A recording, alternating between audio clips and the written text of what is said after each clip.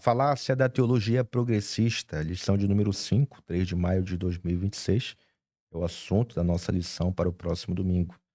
Texto principal: tende cuidado para que ninguém vos faça presa sua, por meio de filosofias e vãs sutilezas, segundo a tradição dos homens e não segundo Cristo.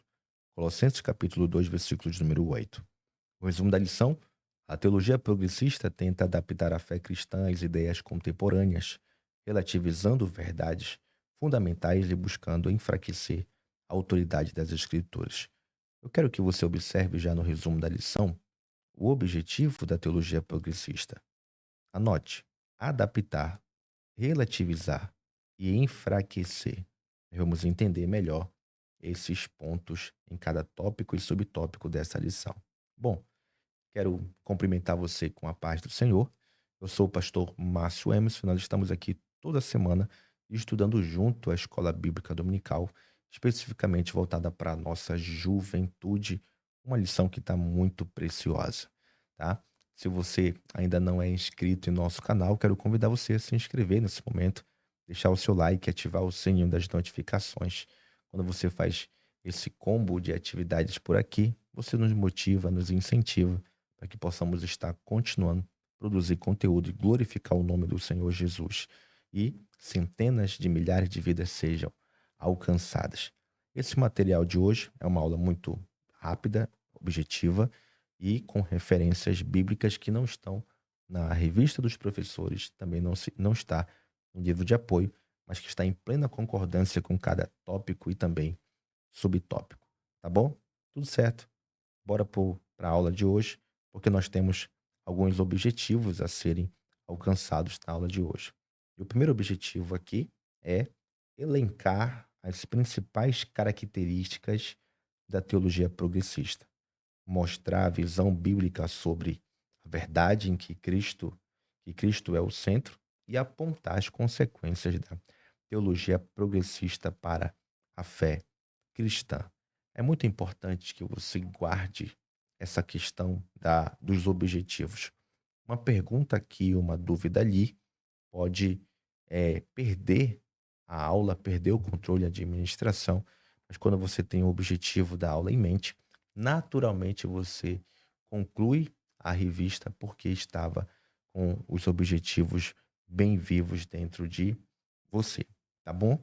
E aqui a gente avança para a nossa introdução de hoje e nós estamos falando da teologia progressista, que busca reinterpretar a fé cristã à luz das ideias contemporâneas, mas na verdade o que ela faz é distorcer, relativizar e até negar verdades fundamentais da palavra de Deus e colocar os valores humanos acima da doutrina bíblica. Não se esqueça do que eu falei anteriormente: adaptar, relativizar e também enfraquecer.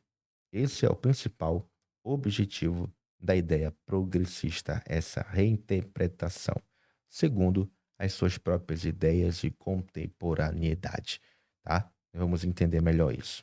Avançando aqui, nós vamos para o nosso primeiro tópico da nossa lição. E o primeiro tópico é as principais características da teologia progressista. Nesse tópico, nós vamos aprender três subtópicos: reinterpretação das escrituras, abandono da revelação divina e o minimalismo doutrinário. O primeiro subtópico é sobre a reinterpretação. Essa teologia defende que muitos textos bíblicos que falam claramente sobre pecado, juízo de Deus ou realidade do inferno não passam de alegorias ou expressões culturais do passado como se não fossem verdades absolutas. Nesse momento, eu quero que você observe essa palavra alegoria ou expressão cultural.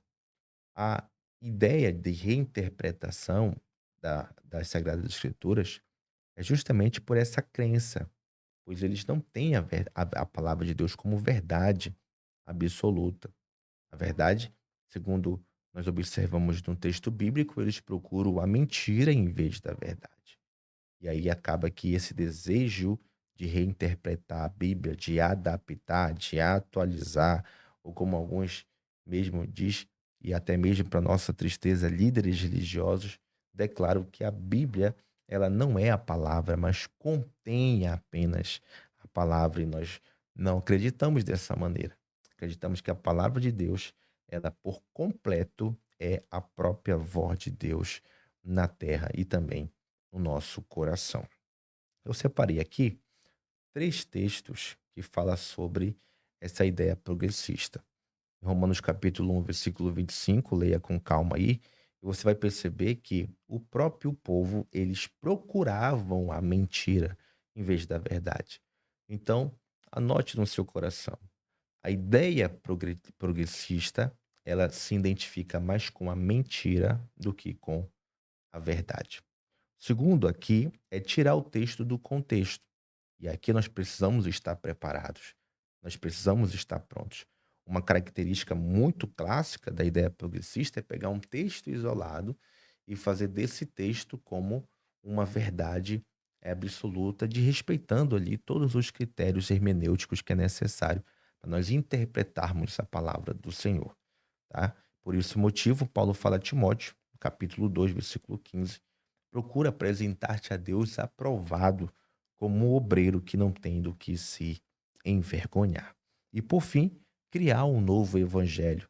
E está lá em Gálatas capítulo 1, versículo 7, versículo 8, a expressão, a advertência, a preocupação do apóstolo Paulo sobre e contra os perturbadores do evangelho, que é o que o versículo 7 chama. Havia algumas pessoas que estavam perturbando os irmãos, perturbando o evangelho, justamente por conta dessas ideias progressistas. E aí, Paulo vai gritar para a igreja em Gálatas, dizendo que ainda que um anjo descesse do céu e pregasse um outro evangelho, diferente do que eles tinham pregado, que fosse considerado como anátema, para você ver a seriedade, o zelo do apóstolo Paulo e também essas pessoas progressistas que tentam ferir, denegrir, enfraquecer a palavra de Deus. Não começa agora, mas já começou há muitos anos atrás. Com isso, a gente avança para o nosso segundo subtópico, que é o abandono da revelação divina. A teologia progressista tende a substituir a revelação divina pela experiência individual. A razão humana e os sentimentos pessoais tornam-se os critérios máximos da verdade. Então, no abandono aqui da revelação divina, o que é importante destacar? Essa inversão de valor. Como eles desprezam aquilo que é divino, acredita-se apenas em suas próprias convicções, em suas próprias verdades, em suas próprias opiniões. Na verdade, quando se abandona a revelação divina, não se submete à palavra em seu estado integral. Então, quando essas pessoas priorizam os seus sentimentos do que a verdade de Deus, naturalmente estão declarando o abandono da revelação divina. Eu fiz aqui um outro slide para a gente entender o que, que isso significa na prática, tá? Então, olha só, a teologia progressista tende a substituir a palavra de Deus por opiniões o quê? Pessoais, tá? E aí vai colocar sentimentos acima das escrituras e defender que cada um tem a sua própria verdade. Ou como a gente ouve muito, cada um tem o seu próprio ponto de vista, né? Só que quando se trata da palavra, quando se trata da verdade de Deus, nós acreditamos que essa verdade ela é absoluta.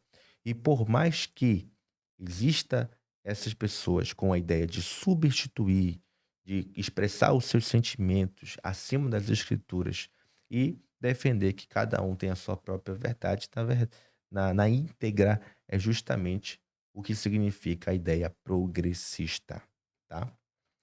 E aqui nós avançamos ainda e nós colocamos esse texto que diz assim, ó: não é a Bíblia que precisa se encaixar à sua vida, é a sua vida que precisa se alinhar à palavra de Deus. 2 Timóteo capítulo 3, versículo 16 diz que toda a escritura ela é divinamente inspirada e proveitosa para ensinar, redaguir, para corrigir, para instruir em justiça. Então, nós colocamos essa frase aqui justamente para a gente entender, levar isso para a sala de aula. Não é a Bíblia que tem que se adaptar, né? Não. É nós que temos que se adaptar à palavra de Deus. A grande questão é que hoje, como como diz aqui alguns ditados, né? A pirâmide inverteu, os valores estão convertidos. Aquilo que era certo não é mais certo, aquilo que era errado não é mais errado. E aí, invertendo esses valores, provoca justamente essa necessidade de desprezar a palavra. Só que aí não é uma adaptação da palavra sobre os nossos comportamentos maus, mas é o contrário. É justamente a nossa adaptação àquilo que Deus estabeleceu para a nossa vida, tá? E aqui nós avançamos para o nosso terceiro subtópico. E no terceiro subtópico fala sobre o minimalismo doutrinário. A negação de doutrinas bíblicas promove um cristianismo genérico que se assemelha mais ao pensamento humanista do que à fé cristã, né? Hoje, os sensacionalistas, eles estão ganhando outras esferas. E eu posso até mesmo dizer que essas esferas, eles caem nesse bloco aqui dos, das pessoas que acreditam nesse minimalismo doutrinário, que acreditam nessa progressão de reinterpretação bíblica, onde apenas os seus pensamentos humanos é necessário e não a fé cristã, tá? E aqui a gente avança e avançando, já vamos para o nosso segundo tópico da nossa lição. E nesse segundo tópico é visão bíblica sobre a verdade. Tá? No primeiro tópico, nós vamos entender sobre a autoridade das escrituras. E quando nós falamos de autoridade, nós precisamos entender o que o texto fala. O que a palavra de Deus está dizendo sobre a autoridade. Se eles querem, né, enfraquecer a autoridade, a própria palavra diz. 2 Pedro capítulo 1, versículo 20 e 21. Nenhuma profecia da Escritura provém de interpretação pessoal, já que é um combate claro, direto sobre os progressistas, pois acreditam que os seus movimentos devem ser subordinados apenas às suas próprias vontades. Interpretação pessoal, pois jamais a profecia teve origem na vontade humana, mas homens falaram da parte de Deus impelidos pelo Espírito Santo de Deus. Amém? Glórias ao nome do Senhor. Segundo, Cristo no centro. Jesus Cristo é a lente através da qual toda a realidade e toda a escritura devem ser compreendidas. Ele é o cumprimento das promessas e a imagem visível de Deus. Aqui nós destacamos dois textos, João capítulo 14, versículo 6. Esse aqui é Cristo, respondeu Jesus, eu sou o caminho, a verdade e a vida. Ninguém vai ao Pai a não ser por mim. Colossenses capítulo 1, versículo de número 17 e 18. Ele é antes de todas as coisas e nele tudo subsiste. E ele é o cabeça do corpo, que é a igreja, para que em tudo tenha supremacia. Tá? Então esse aqui é o Cristo. Quando a gente fala que Cristo é o centro, porque Cristo é o evangelho, nós precisamos ser cristocêntricos. Então, quando a gente fala sobre a visão bíblica acerca desse assunto, nós entendemos que Cristo é o centro. Tá? Tudo se direcionava para Cristo, para o Messias. Então, nossa conversa, nossa fala, nosso pensamento tem que ser cristocêntrico. Ele é o centro, ele é o caminho, ele é a verdade, ele é a vida. Reforce isso em sala de aula. Eu penso que vai ser bênção de Deus para a sua vida. Tá? Que nós avançamos já para o terceiro e último tópico, que é a história da igreja. É muito importante a gente entender sobre a história da igreja. Né? Basicamente, 80% dos cristãos, muitas das vezes, não conhecem a história da igreja, os passos da igreja, os caminhos da igreja, o que aconteceu com a igreja. É muito importante a gente entender esse fundamento. A igreja não é uma invenção humana, mas uma instituição divina que preserva a verdade através das gerações, enfrentando desafios e testemunhos ao evangelho, tá? E aqui nós colocamos três bases para falar sobre história, a história da igreja. Mateus capítulo 16, versículo 18 diz: edificarei a minha igreja e as portas do inferno não poderão vencê-la, tá? Então, perceba que a igreja, ela tem um poder, e esse poder é oriundo de Cristo, que é o próprio Espírito Santo do Senhor. E expressa-se Cristo que as portas do inferno não prevalecerão contra a igreja. Então a igreja, ela é historicamente ativa, historicamente viva. A igreja, ela rompeu e venceu grandes desafios e hoje nós estamos aqui alegres em Cristo Jesus, vivos porque a história ela nos mantém de pé. Cristo é o cabeça do o corpo, é o corpo desta igreja e nós entendemos que ele, sim, nos dá a vitória diante das portas do inferno. Ele declara que quando a igreja se levanta, as portas não prevalecerão. Atos 2,42 diz: eles se dedicavam ao ensino dos apóstolos e à comunhão e ao partir do pão e às orações. Essa era a realidade da história da igreja lá no primeiro século. Uma igreja unida que abraçava e carregava o mesmo propósito. E Hebreus capítulo 12, versículo 1, portanto, também nós, uma vez que estamos rodeados por tão grande nuvem de testemunhas, livremo-nos de tudo o que nos atrapalha, referindo-se aos heróis da fé que nos procedem. Então, quando você lê Hebreus capítulo 11, você lê a galeria dos heróis da fé. O contexto da galeria dos heróis da fé é a explicação de Hebreus capítulo 12, versículo 1. Nós estamos cercados por tão grande nuvem de testemunhas. Não necessariamente são as pessoas que nós convivemos, mas necessariamente são os homens que foram homens fiéis, homens que honraram o Senhor e Deus assim os abençoou. Tá? Então, essas são as testemunhas da igreja. Esses que sangraram, esses que morreram, esses que foram decapitados, esses que foram jogados na masmorra, esses é a testemunha que o texto fala de Hebreus capítulo 12, versículo 1. Tá bom? Aqui nós avançamos para o nosso terceiro subtópico de hoje, que são as consequências para a fé cristã e também a igreja. Nós vamos trabalhar 3 subtópicos: confusão doutrinária, justiça sem salvação e chamado à fidelidade. Na confusão doutrinária, diz assim: sem a Bíblia como a bússola final, a verdade torna-se subjetiva e a igreja fica à mercê das tendências culturais e filosofias passageiras. O resultado é uma comunidade mais que não sabe mais no que crer, nem por que crer, tá? Então aqui é uma consequência daqueles que são adeptos à teologia progressista. A Bíblia ela passa a ser apenas secundária, cultural, apenas alegórica. E aí isso enfraquece diretamente a nossa fé, nosso comportamento na comunidade, nossa visão de reino de Deus. Tá? Olha aqui um problema. Doutrina passa a ser vista como não importante. Verdades bíblicas são reduzidas para não confrontar a ninguém. O evangelho perde a sua essência, tá? Ou seja, fica um evangelho leve, sem cruz, sem arrependimento e também sem transformação.